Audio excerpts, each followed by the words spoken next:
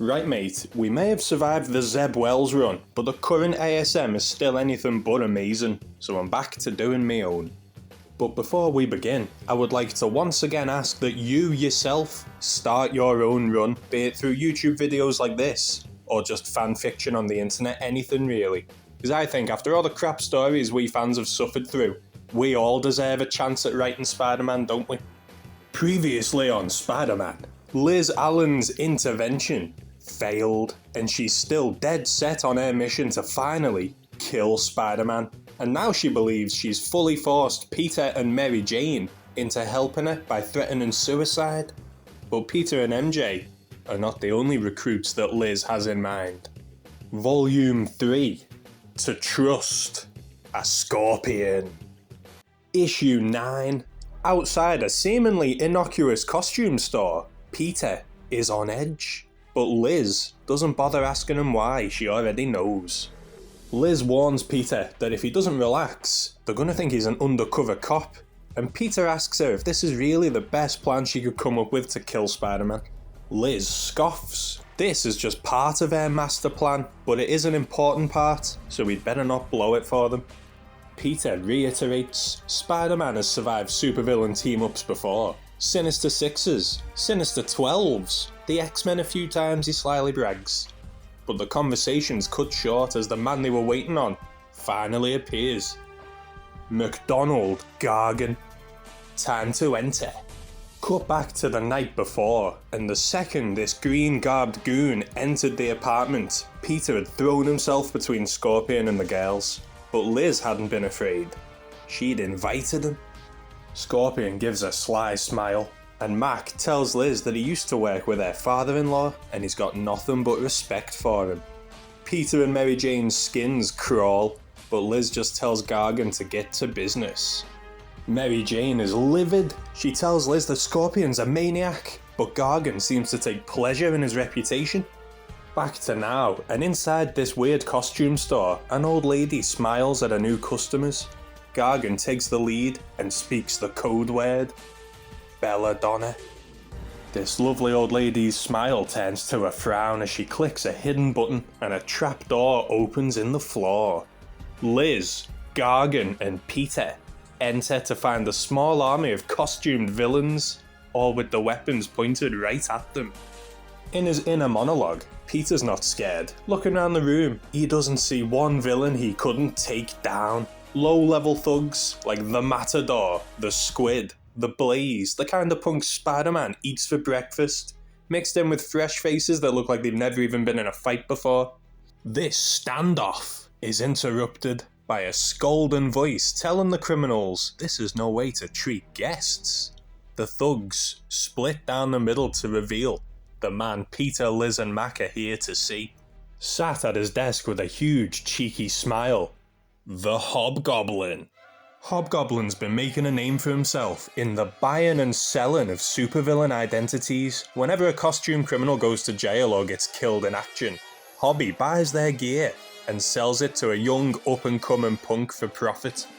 Peter and Mac Gargan try to just look tough, as Hobgoblin treats Liz like an old mate he hasn't seen in years, bringing up the time he and the Rose kidnapped her for her father-in-law's secret journals, asking her how her son's doing. But Liz is pure business. She wants to hire Hobgoblin's masked mercenaries. But the Hobgoblin refuses. It's not that he doesn't want to help her kill Spider-Man. He's just been having some workforce issues recently.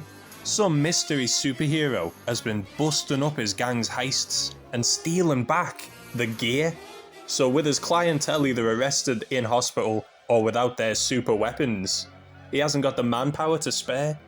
Hobby reluctantly tells Liz she's gonna have to look elsewhere, and comments how it's not like New York has a shortage of crime bosses. But she instead offers a mutually beneficial solution. Her Scorpion, vastly more powerful than Goblin's fresh faces, can stop whatever hero is hindering Hobgoblin's heists, and in return she gets access to the Hobgoblin's henchmen. And hey, what does Hobgoblin have to lose? They organise a fake heist at an Alchemax lab, and Hobgoblin offers two of his goons an all-new Jester and a new Porcupine. Back outside the costume shop now, Peter is still trying to refute Liz's plan. He knows Hobgoblin can't be trusted, and you know what? So does she. It's crazy to team up with him, but Liz refuses to stop. She tells Peter, Hobgoblin will get what's coming to him when he's served his purpose, and Gargan's getting pretty sick of Peter's naysaying. Spider sense buzzes too slow as Mac grabs Peter by the throat and lifts him high. Gargan tells Pete he's got a really annoying but familiar voice, and he demands to know where he knows Peter from. Peter smiles and says he used to work for J. Jonah Jameson, but before Scorpion can hit him, Liz demands he stand down or he gets no money from her. Gargan relents and he does drop Peter, but he's got one more condition to his deal with Liz. He wants to keep an eye on Parker, so he demands that Peter accompany him on the case of the stolen villain tech. Liz has no choice. Meanwhile, across town in the jail cells of a local police station, 4 unmasked and defeated villains lament their hatred of Daredevil. One of them suggests they all team up and become the new Frightful Four, but before any of them can even consider it, the building gets rocked by none other than the Shocker.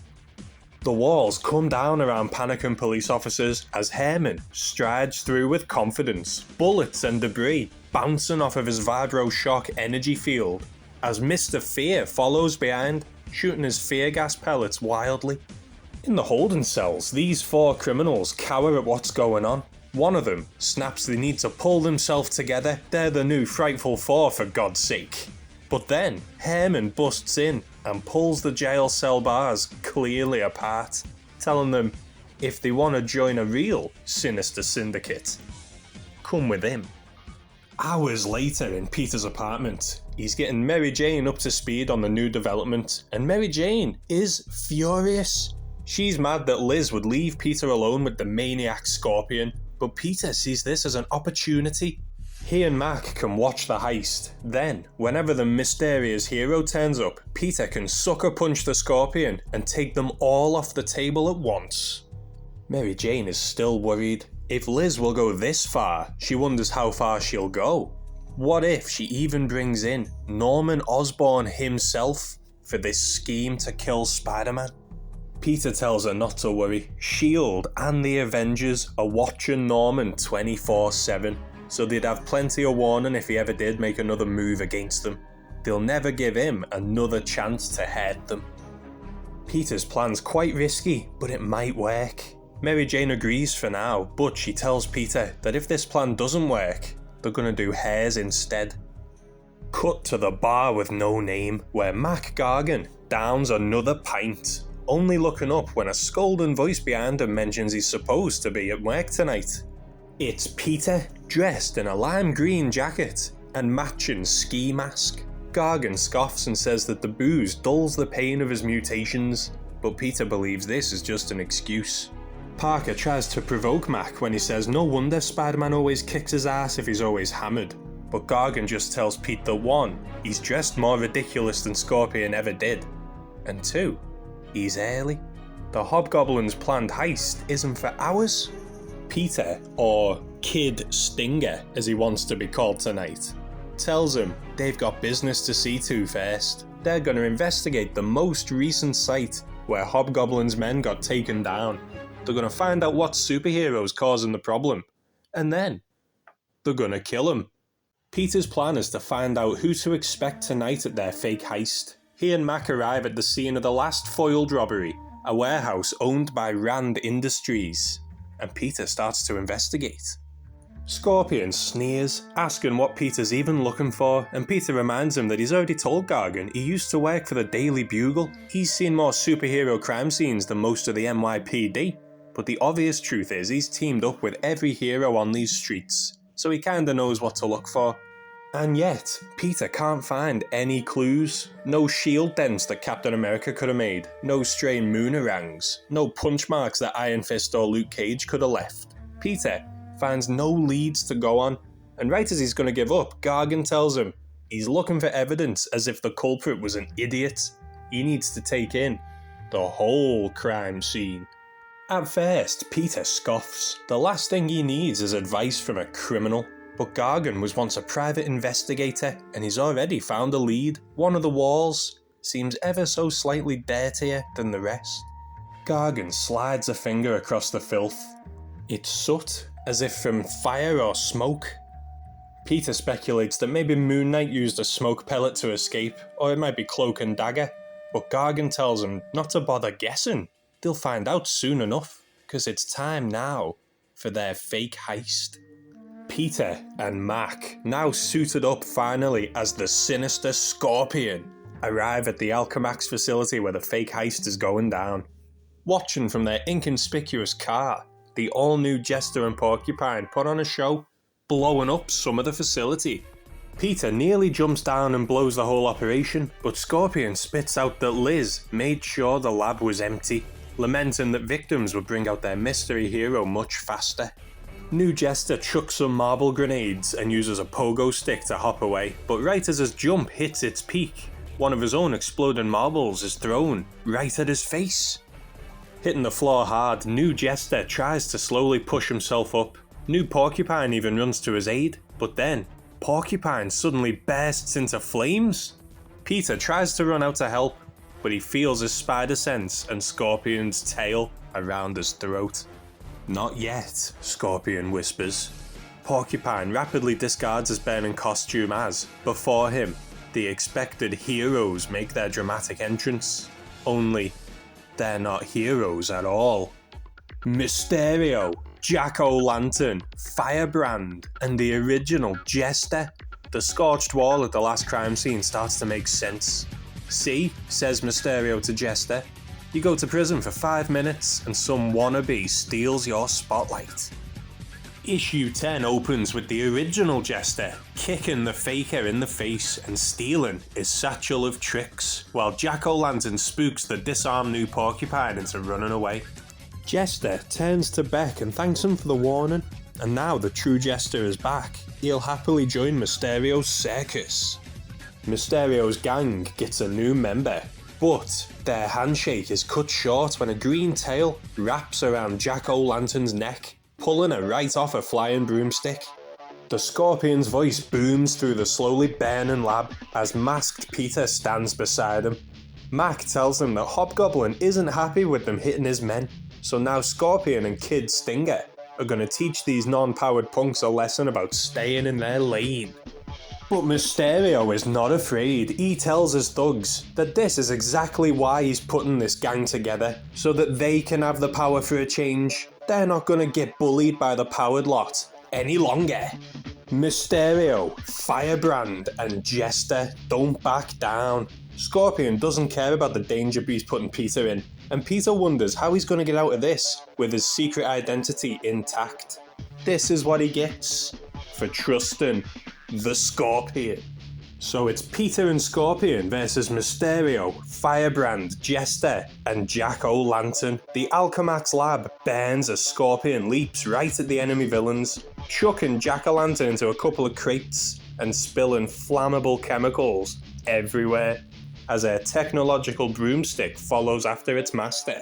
Peter's got no idea what Mysterio's doing here. He was expecting a fellow hero, not a new gang of villains. What's their angle here? Scorpion's tail tears at Mysterio, but he vanishes into a plume of smoke as Firebrand lets loose a blast of flame. Jester, meanwhile, flips his way over to Peter, cartwheeling into a kick that Parker easily blocks. He's fortunate these goons are powerless, so a good spider punch takes all the wind out of the Jester.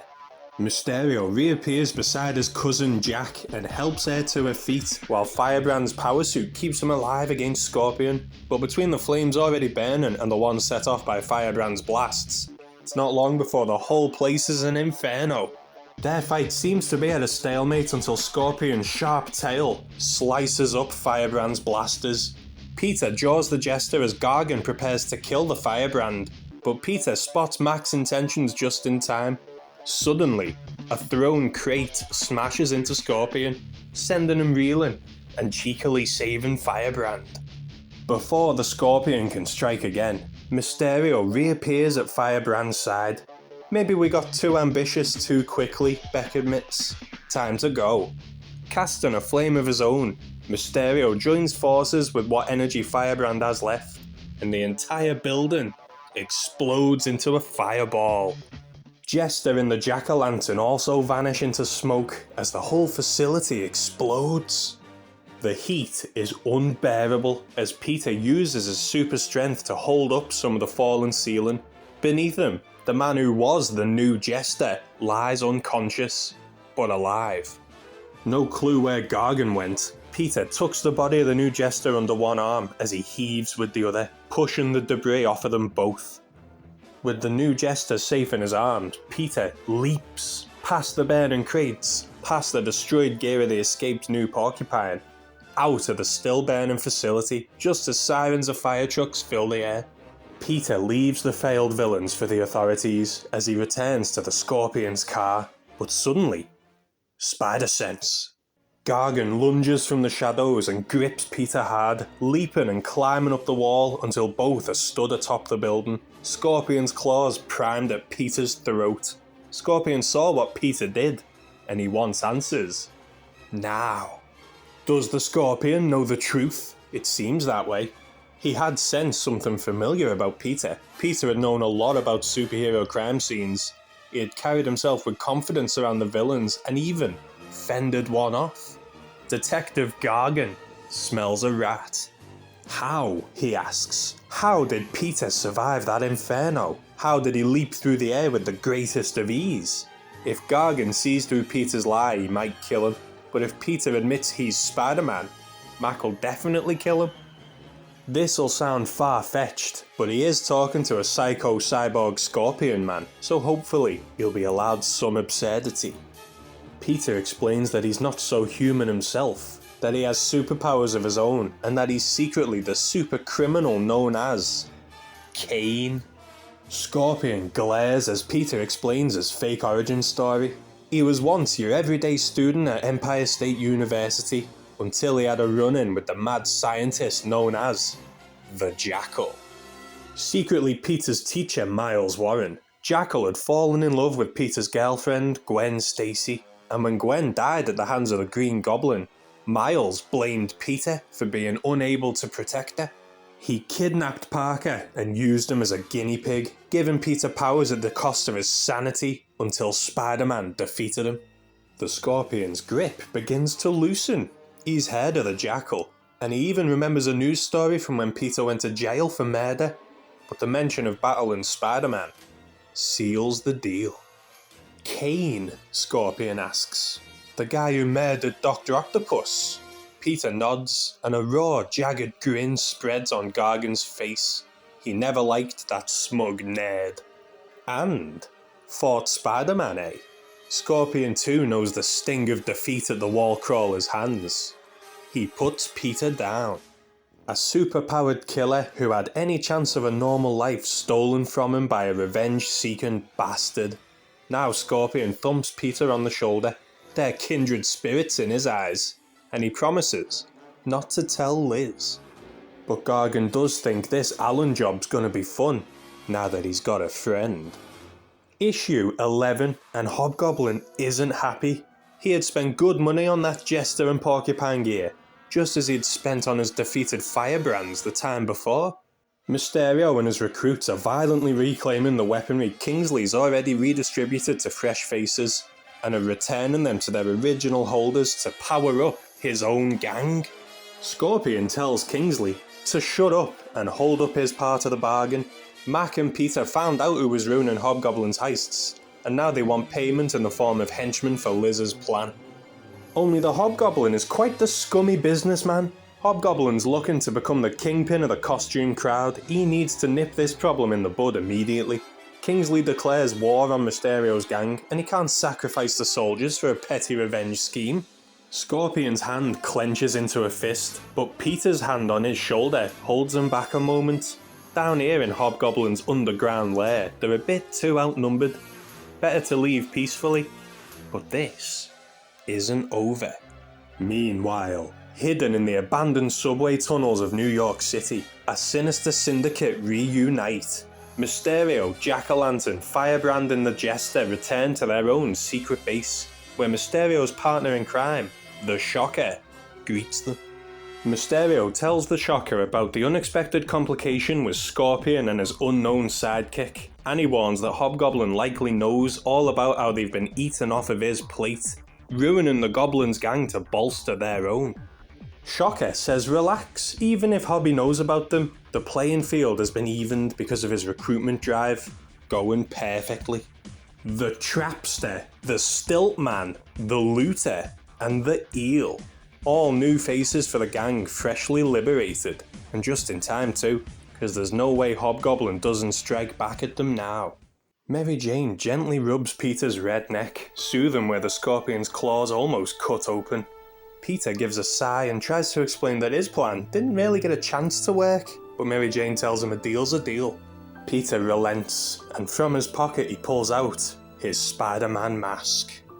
Spider-Man swings through the city, pondering his situation. How does he keep getting himself into these situations? All he does is try to help people, but it seems to him that those he loves are always the ones who pay. He's always used his powers responsibly, and yet now one of his oldest friends wants to kill him because of a domino effect he had no idea would happen. Fighting Norman Osborn led to fighting Harry Osborn, and now that's led to fighting Liz. But all Peter's ever done is fight injustice. One thing is for sure, in his heart he knows he's always done the right thing, ever since he let that mugger get past him. He knows Liz is just lashing out because she's grieving. There's Liz now, on her office balcony, glaring at the city from atop the Alchemax Tower as she smokes a cigarette. Time to make her see some sense. Spider-Man lands on the railing a bit too gently and has to clear his throat for Liz to notice he's there. She doesn't flinch, she just takes a big puff of a ciggy, blowing the smoke straight at Spider-Man before asking him if Peter told him. Spider-Man plays dumb, asking, "Peter who?" before telling her that his informant in the Hobgoblin's gang says she met with the Hobgoblin, and Spider-Man wants to know if she's in any danger or if she needs help. Liz surprises Spider-Man by telling him the truth. She was there to buy mercenaries to help her kill Spider-Man. Spidey stutters as Liz starts explaining how much Spidey's ruined their life, a story Peter's obviously already heard. Spider-Man tells Liz she must be out of her mind. He knows that his power comes with a responsibility to those who need help, something her husband never understood, because he'd rather use his fortune for revenge. A path Liz herself seems to be following. Spider-Man warns Liz that if she keeps following her husband's path, she'll end up dead alongside him, and then who'll take care of their children. Ooh, Spidey mentioning her babies sets something off in Liz. His spider sense tingles as she draws a gun and shoots twice. Spidey jumps down and grabs the weapon, holding Liz's arm so tightly she can't move. But then, Spider-Man hears a grim voice from above him. It's the Scorpion, and he won't let Spider-Man manhandle his boss. Issue 12, Spider-Man versus the Scorpion. Gargan lunges at Spidey, and all three of them smash through the glass balcony, plummeting to the streets below. Spidey tries to web Liz, but Scorpion saves her first, using his tail as a hook. Spidey breaks his fall with a web, but as soon as he's on street level, Gargan is back on him, laughing that he told Liz Osborn they don't need no C-list army. Scorpion is more than enough to kill Spider-Man. Spidey gives him a good double kick in the stomach and launches him off into a parked taxi, asking Gargan what's he gonna do? Tickle him to death with that stupid tail. Gargan says, hey, good idea, and he lashes out his tail, the sharp spike on the tip, barely dodged by Spider-Man, who grabs it and leaps up into a street lamp, jamming the metal stinger straight into the electricity grid. This move zaps Scorpion briefly, but he's not down yet, so Spidey darts forward and starts wailing on him until another buzz of the spider sense helps him dodge another bullet. Spidey picks up the dazed Scorpion and puts him between himself and Liz, knowing Gargan's suit can take the impact, and he shouts at Liz to come to her senses. Spider-Man tells her that he helps people by fighting those that would use their powers irresponsibly. People like MacDonald Gargan, people like the Hobgoblin, and people like Norman and Harry Osborn. Even Harry himself realised this before he died long ago, saving Spider-Man's life from his own bomb. and he doesn't want Liz to make the same mistakes. Spider sense again. Peter glares at Liz's gun, but it's not her. Scorpion's tail tightens around Spider-Man's waist and slams him to the ground hard enough to crack concrete. He lifts again, another slam, and again, and again. Spider-Man finally breaks loose of Gargan's tail when he grips it right and reverses the throw, smashing Scorpion right through the glass of the Alchemax Tower lobby. Peter's had enough now. He's always done what he thought was right, yet his oldest friend wants to kill him. He can't win no matter what he does, so why even play by the rules? Spider-Man turns to Liz. He's got a question for her. The Scorpion has killed before.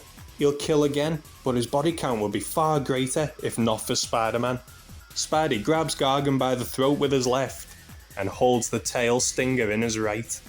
You could make the argument, Spider-Man continues, that Scorpion wouldn't exist without Spider-Man, but then there'd just be another excuse for Gargan to be a villain. He could use his powers to help people, but he uses it selfishly. Norman Osborn used his power irresponsibly to try and take over the New York underworld, so Spider-Man stopped him. Harry Osborn used his power irresponsibly for petty revenge, and he died for it. And now Liz is squandering all this money and all her time to try and murder one of the city's greatest heroes instead of donating it to charity or cancer research. Peter tells her, with great power there must also come great responsibility, whether that power is super strength, super wealth, or the power to move on with your life after a tragedy. Before Liz can respond, that spider sense goes off again. Armed men, who appear to be cyborgs, surround Spidey and Gargan. The Alchemax Private Eye Security Division. They warn Spider-Man he's currently assaulting an affiliate of Alchemax. So Spidey says, really? Gross. And throws the weakened Scorpion to the ground before webbing away, leaving Liz with only his words. 12 hours later, Mary Jane shakes her head at Peter trying to get up with his busted ribs. She tells him to sit tight on the couch and she'll go get him some water, but on her way to the kitchen she notices a piece of paper slid underneath her door. It's a letter from Liz, apologising for being so crazy lately, and for doing this by letter. She couldn't bring herself to talk to Peter and MJ physically, her only two friends in the world. Liz has decided to take some time off to properly grieve, so she and the two kids are getting out the city for a little while. She does hope that Peter and MJ can forgive her, but she'll understand if they can't. She doesn't really know what to do next, but for the kids, she'll find out. Mary Jane gives Peter a hug, being careful of his sore ribs. One threat is ended, or at least it's paused, but there's always another fight coming up when you're the friendly neighbourhood Spider-Man. Is the Liz Allen Osborn saga concluded? No, but we need some breathing room. The last 3 volumes have been quite fast-paced, and I want to start building up Peter's life. I enjoyed using Liz as a villain that Spider-Man can't just punch away, and I loved using her complex history with Spider-Man as the crux of the story. The threat of Liz has ended, but there's still more out there, mate. There's a gang war coming up between Hobgoblin's hired help and Mysterio and Shocker's Human League. I need a good group name for the all-human gang if yous have any ideas. I don't really want to just call them Manpower. The Scorpion, I think he's always been underrated. I'm glad I got to use him, and I think putting him in this role as a kind of Spider-Man specialist is a fun way to explore him. I enjoyed putting him alongside Peter as a reluctant ally, and his blooming relationship with Spidey's true face won't be going away just because Liz has. I thought I was being proper clever with how I talked Peter out of that Scorpion mess using Kane. Go and check, it should all line up with canon. Next, let's do an annual. I'll think up some fun smaller stories, but I can already tell you, it's going to have Venom, it's going to have Bullseye, it's going to be fun.